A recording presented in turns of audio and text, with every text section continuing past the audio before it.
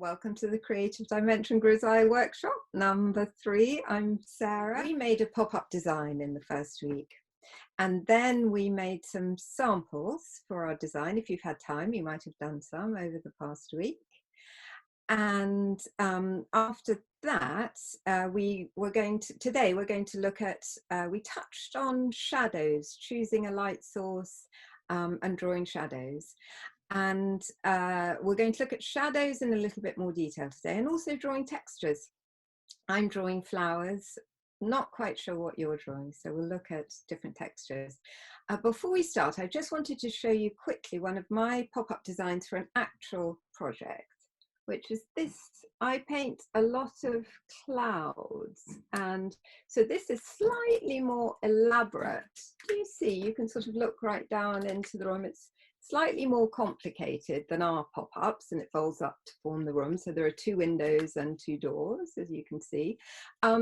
This is a little bit more robust. It's made out of 2 layers of cardboard rather than paper. And the hinges are made by sticking a little bit of material between the 2 layers of cardboard. So 2 pieces of cardboard, and then a strip of fabric here stuck between the 2 layers, sort of like the filling in a sandwich. So that was how that was made. And this week you may have made some samples, and I just wanted to show you some of my samples. So here's my design. And if you look at this little area here, I'll just show you what the finished work looked like. Here it is in a book called More is More by Claire Bingham. And so you can see there, that little area there is this section here. But to get to that, so we made our pop-up designs, you did the design, and then you've done your samples.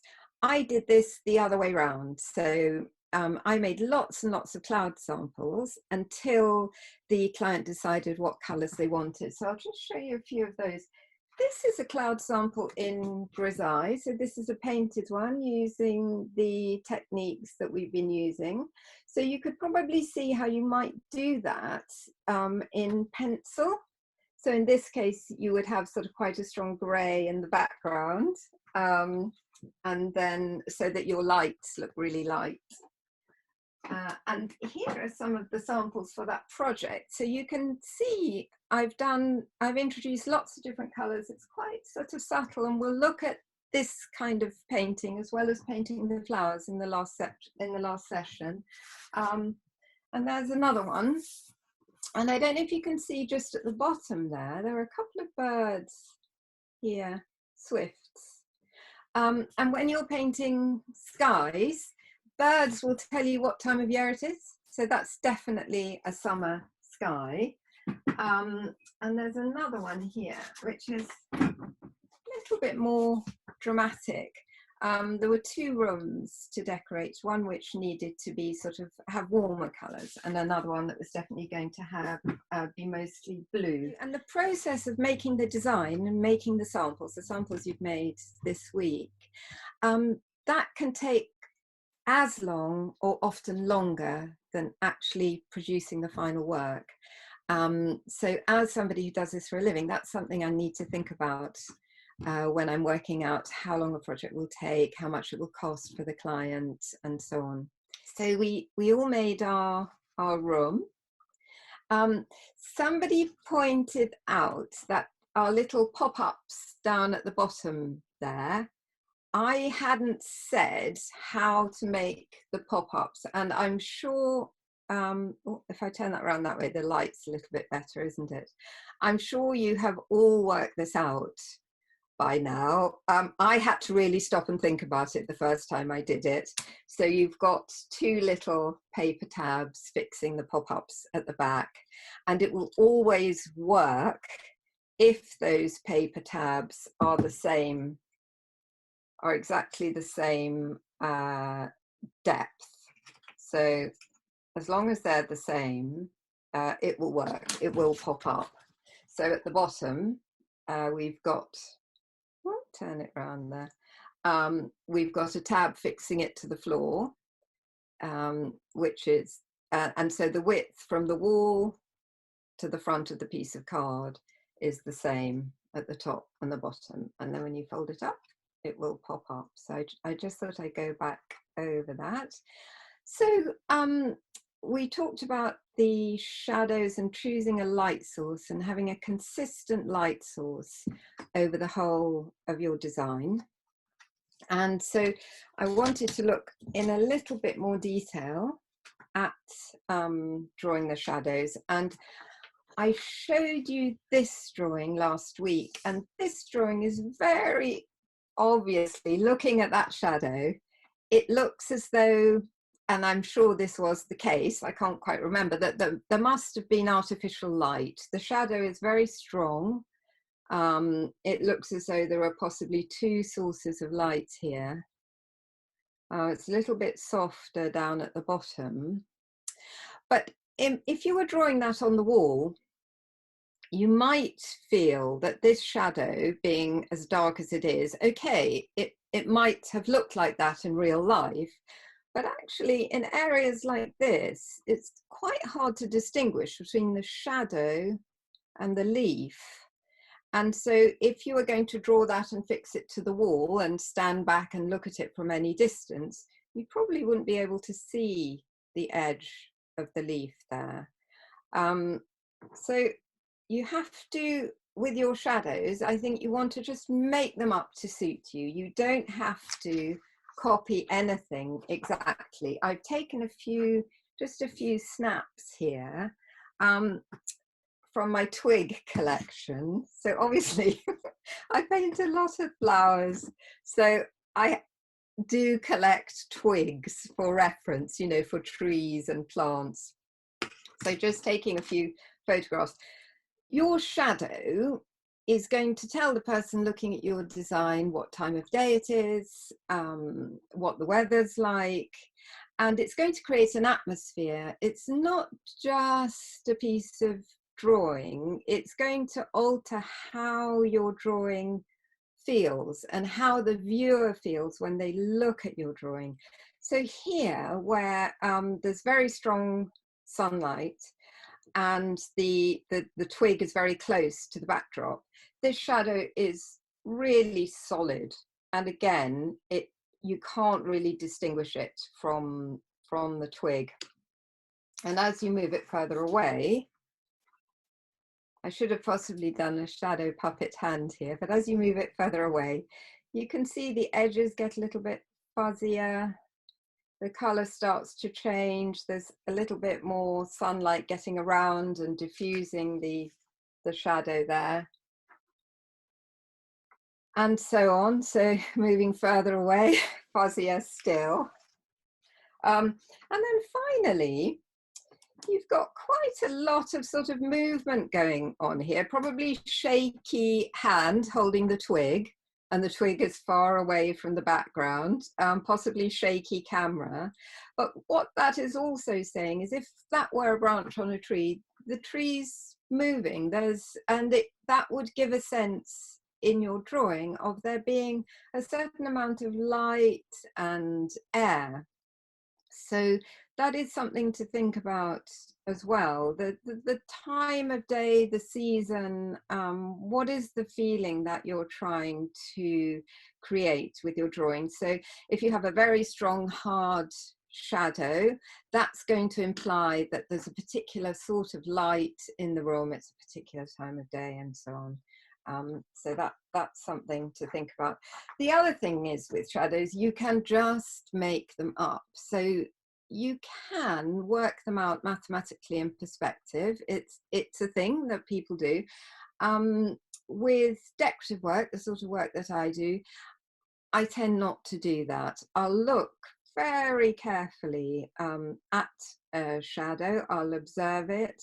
If I need a shadow to work from, I'll photograph it, because otherwise obviously it's going to be changing all day long. So if you want to work from shadows from life, you'd have to guarantee the same weather the next day. You'd have to come back to your drawing at the same time of day. So photographs are useful. But remember, you can just put your shadow anywhere that you want. And if there are any tricky bits, just fade them out with your finger or with our little homemade tortillions. We can just blur our shadows away. We can rub them out. We can do whatever we want to do with our shadows. So here you can see, I think this is sort of quite nice. It's implying that this twig is quite close to the wall. So if I was drawing that as a feature to go onto a wall, it will be saying this branch is very close to the wall. This is not so successful. I've changed the angle a bit, and here I've got a strong shadow which is overlapping here. So I can't really distinguish between the twig and the branch. These are my samples. So I'd suggested last week that you, slightly better I think now, that you draw a few versions of an element of your design and think about giving a bit more contrast to one. And this is a sort of medium contrast. And down here at the bottom, if we can see it at all, this one is very light. And I've tried drawing different weights of shadows beside them. I'm not sure whether you can see the shadow there at all, so I probably won't describe that one, but here I've made the edges of the petals very light against the darker shadow. Lightening the edges of the petals makes this all look sunnier and creates a bit of contrast against the shadows, so the petals don't disappear into the shadow. We've talked quite a lot about looking carefully at your visual reference, copying, working from photographs. They're just tools for you to use. You know, it's very useful to have them, but then what is going to make your drawing work and what's going to make it personal to you is you then perhaps leaving that visual reference behind a little bit and working it up in a way that pleases you. So for example, if your flowers have too many petals, just lose some.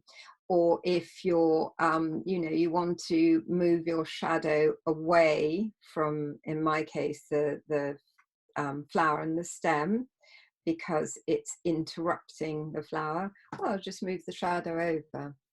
That's fine. I don't have to copy the photograph exactly. I don't know if anybody managed to get a 2p bit and draw a few circles. I think I'd suggested that last week. I've drawn my circles slightly larger. I've cut a circle out of a piece of card so that they're a little bit more visible. And I've just picked up a few things that cast different shadows, because I'm aware that I'm working with the flowers, but you might be drawing all sorts of different things. So I'll just run through these. I've taken some photographs as well in case they don't show up. So we'll start with the tennis ball.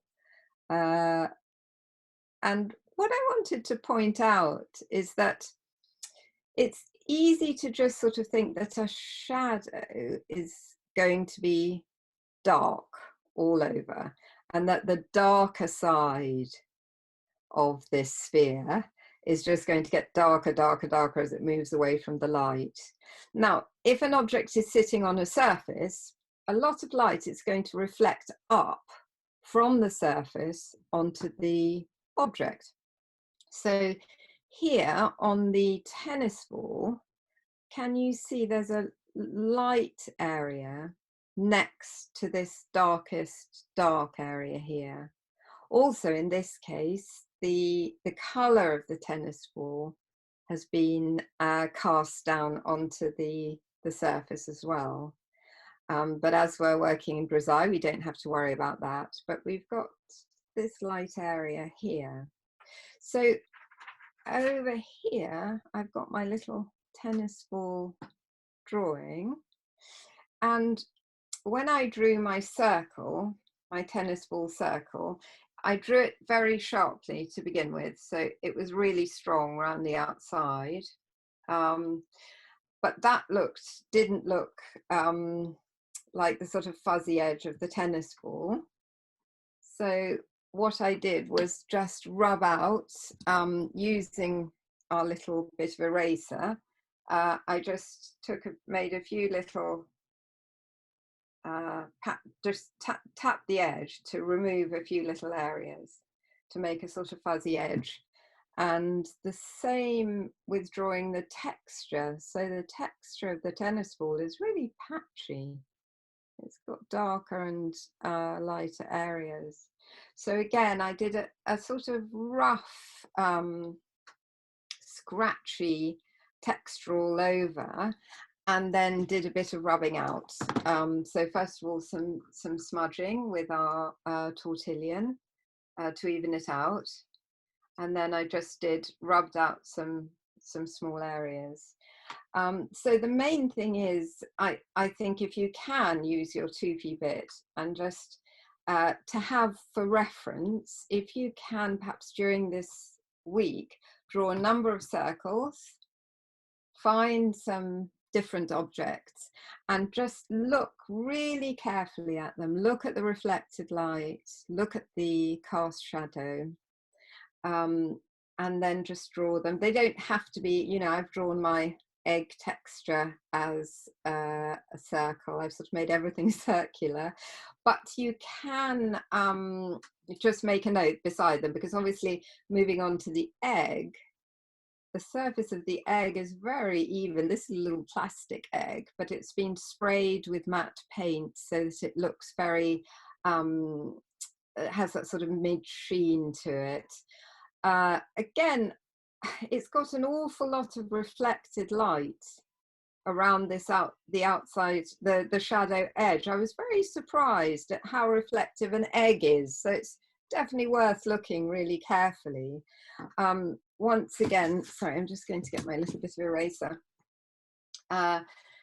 You'll find that the shadows aren't completely solid. There's a dark area there. And then a sort of mid-tone coming around here. Now, I have taken photographs of them just so that they're a little bit easier for you to see. I don't know whether that helps much, but you see the reflected light around there. And interestingly, in this photograph, I have not got an egg-shaped shadow. My shadow is terribly round. So that's also something to be aware of. You don't know what, it depends on the angle, obviously, of the light, the shape of the shadow. This I thought was quite interesting. So I based this one on a sort of combination. That's a domed glass bead and this heart-shaped one. And I thought it was interesting to look at something where you've got light coming through it.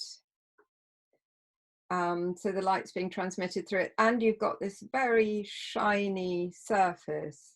So if you didn't have a glass bead, I think, you know, possibly there might be a sweet, you know, just something very shiny, something that the light passes through. And I've made some really sharp highlights on here. So tennis ball, you know, very sort of soft, blurry highlights, egg, very smooth and even. But that's another little glass bead, and it's an oval shaped one. And that had particularly distinct shadow, very typical shadow of the window in my workroom there. Sorry, highlight of the window in the workroom. And the light is transmitted through and it sort of reappears down at the bottom there. But again, you've got this reflected light here against the dark edge. And coming on to, so these to, and again, a glass bead and another glass bead, lots of reflected light around the edge here. This has been done with lots of blurring, so with the HB pencil, but then lots and lots of work with the tortillon. So once all these things have been removed, it's really helpful to have a note of what they are next to them. For most of the shadows, because I'd cut out a circle, I just held this in place and got the shadows going. So we're imagining this is your 2p bit here, working up to the edge with the pencil and then sort of getting lighter as it goes away. And then, as we did before with the petals, smudging. So we're already getting quite a distinct edge there, and it's going to make our shadow look a little bit more realistic because we can get the blur right up to the edge of our shape. If we were trying to draw the shadow, if we've drawn the circle first and then removed the template, it would be a little bit harder to get right up to the edge, and you might find that you're starting to go around in different directions, and then when you're doing your blurring might spread over into your shape. Now, you might want to do that. Obviously, these are just suggestions, and you're all going to find your own ways of making your drawings and making this all work beautifully. One thing that I thought was quite interesting, I've got a white background here. Now, when I took the photograph, so there's that little domed pearl. And when I took the photograph, you can see it's also casting a lot of light onto the other side. So the background, the board it's sitting on, is being lit up as well. Here, I couldn't imitate that because I've got the white paper, so I can't get any lighter. So with your, if you make a little sheet of samples of drawn textures, you might want to put a grey tone over the back of some of them so that you can capture those sorts of effects as well. That might be useful. The last one that I was looking at was we'd looked at this is a sort of pretend bird's nest, again with all the little twigs on it. And what I find quite useful is if I were drawing that, I would probably cut out a cardboard nest shape, the right size to begin with. So in the same way as cutting out this circle, and then I would just scribble just to get the texture started over and over in the circle, just to lay down those first twigs. So once you've done that for a bit, so you might want to draw around your 2p bits and cut out a negative circle as well. So then already you're starting to get something that's beginning to look a bit like a nest, or in this case possibly a ball of wool. And then you could work it up a little bit, put a bit of highlight and shadow, pick out a few twigs, rub some of them out. Bearing in mind we're imagining that this is a nest shape. And the interesting thing about this shadow is that there are lots of holes in it. So the cast shadow, when you're drawing that, there are lots of little areas to rub out as well. And once you've put all of your twig texture on, then you can, once again, our usual technique, put a bit more shadow on with your HB pencil, and then blur it a bit with the tortillon or with your finger, and then you can start adding some darker areas. So those are just a few shadows and a few textures, but obviously there are an infinite number.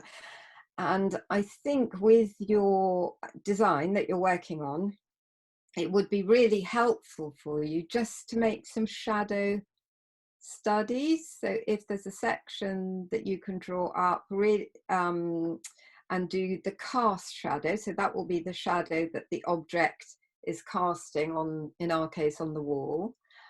Think about the cast shadow, and then think about the shadow on the object. So if it's a creature, I suppose it will be fur, you know, and overlapping fur.